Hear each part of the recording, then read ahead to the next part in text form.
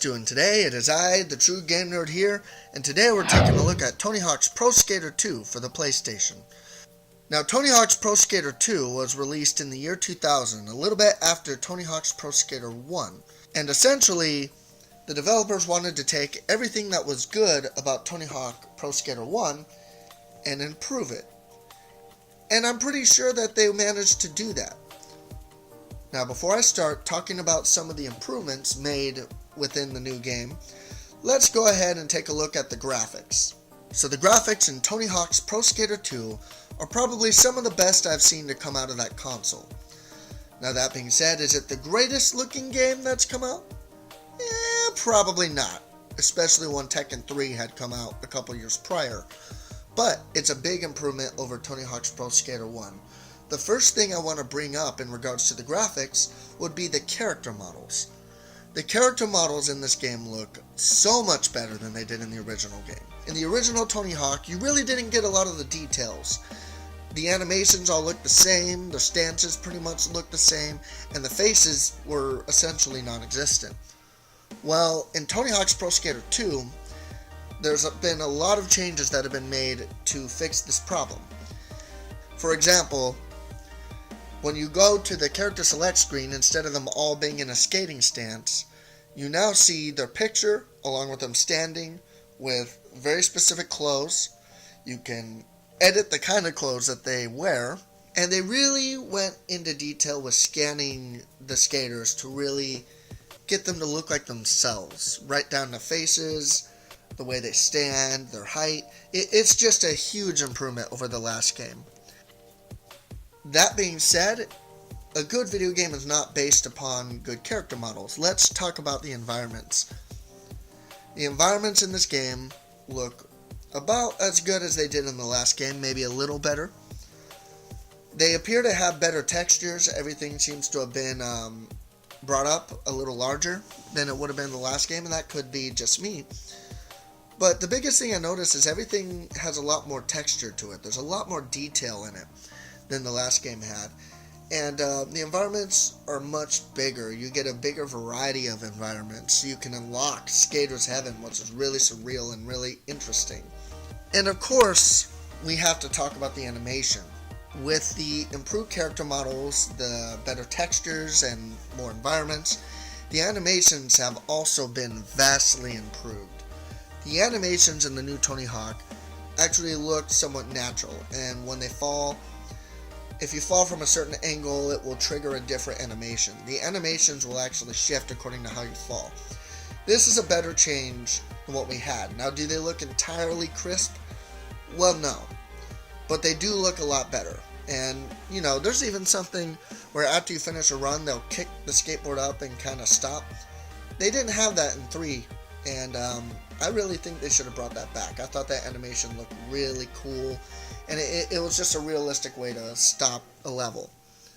So, no complaints on the graphics. I thought they were wonderful. So let's get on to the sound. The sound in Tony Hawk's Pro Skater 2 has been improved just a little bit from the last game. And in regards to sound, I'm not necessarily talking about the soundtrack, but I'm talking about the in-game sound.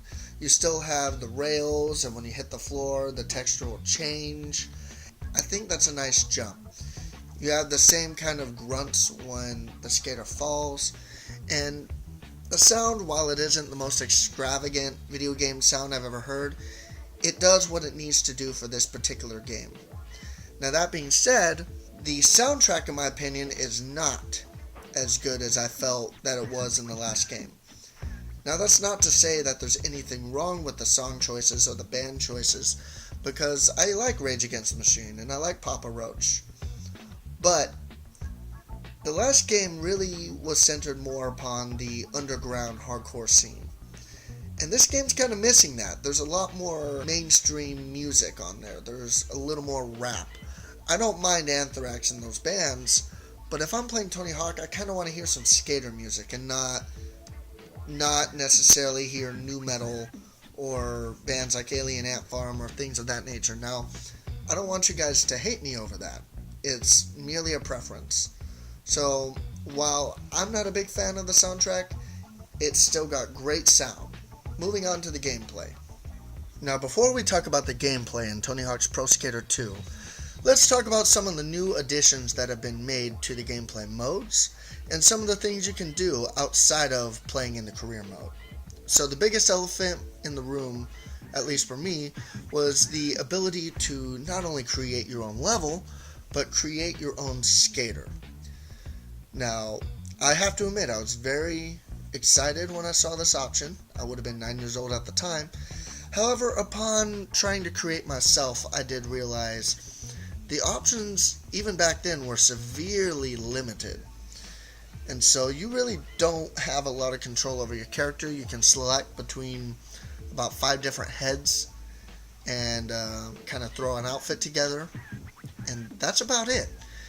And some of the heads are even limited to race, if I remember correctly. So I wasn't too impressed with that. But that was mainly because my skater came out really freaky looking.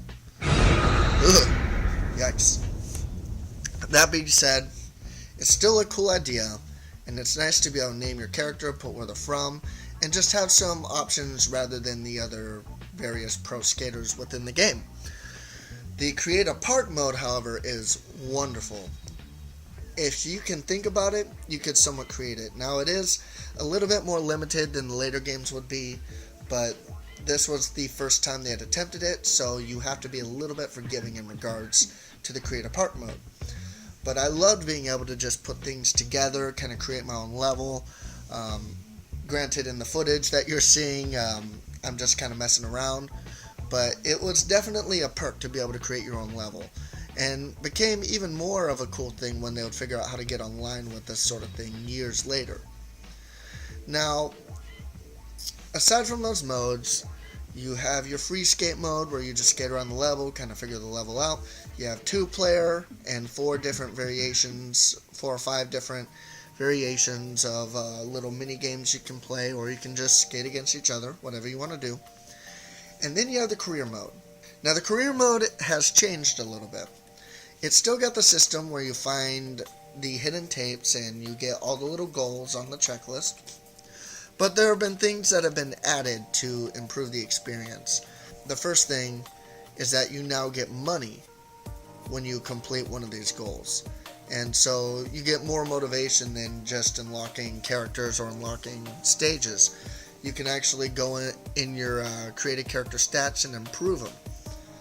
I think that's pretty cool. You can even use the money to buy decks, so you don't have to beat the game with certain pro skaters to get every deck anymore. And these are all welcome changes to me. I think they did what they needed to do to make it more fluid. And I just enjoy it. As far as the gameplay itself, it very much plays like Tony Hawk's Pro Skater 1. However, there have been some welcome changes, one of them being the additions of manuals, which it's a little trick that you can do to keep your combos going. I found that this was a really nice way to get those pro scores and 6 scores, and I just found myself using the heck out of them, and I absolutely loved it. In addition to the manuals, you have a few new tricks that are added, and you can actually buy tricks for your created skater or your pro skater. And all these are welcome changes. I think it did what it needed to do in that regard. That being said, you still have moments where the game difficulty can jump abnormally high, and sometimes that can be the 6 score can be a little out of range. Other times it can be the hidden tape is just in a really bizarre area and you really genuinely have to look it up. But aside from that, I think it does what it needs to do on gameplay, and I thought it was absolutely great. So the presentation here is pretty cut and dry. It's got music, but it's no longer underground music. It's got the skaters, and they look much nicer, much cleaner. I thought the menu presentation looked better. I like the addition of the actual pictures of the skaters. And as before, you can unlock real skateboards. You can unlock different movies about the skaters, and you can watch them either kick butt or fail, depending on what you want to unlock. I think that's all good and handy. I think it accomplished what it wanted to. Honestly, I would have done some different song choices, but that's my own preference. I think they were aiming for a little bit more of a mainstream audience. Because really, when the last one came out, they didn't know if the game would take off or not. They had a feeling after the demo went over well, but I don't think they realized how big it was going to get. So I think it created something that was both good and bad. But honestly, I love the presentation. The unlockables in the game are amazing. You get Spider-Man, or you could get Officer Dick.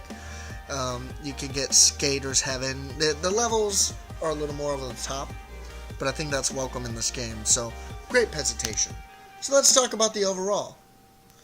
So overall, Tony Hawk's Pro Skater 2. Let's talk about the good and the bad. On the positive side, you have a great variety of skaters to choose from, and even better when you count the unlockables. The gameplay has been improved, and there are new modes and new ways to experience Tony Hawk. And just about everything from the last game has been improved. On the negative side, the difficulty can sometimes be a little bit too much. And I didn't care for the soundtrack that much, but that's just me, so I don't know if that even counts. But overall, solid game.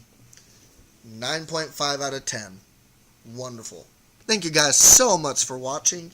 If you enjoyed this little review, please feel free to subscribe. If not, that's alright. There will be more reviews to come. I'll be doing Tony Hawk 3 for the PlayStation 2 and the PlayStation.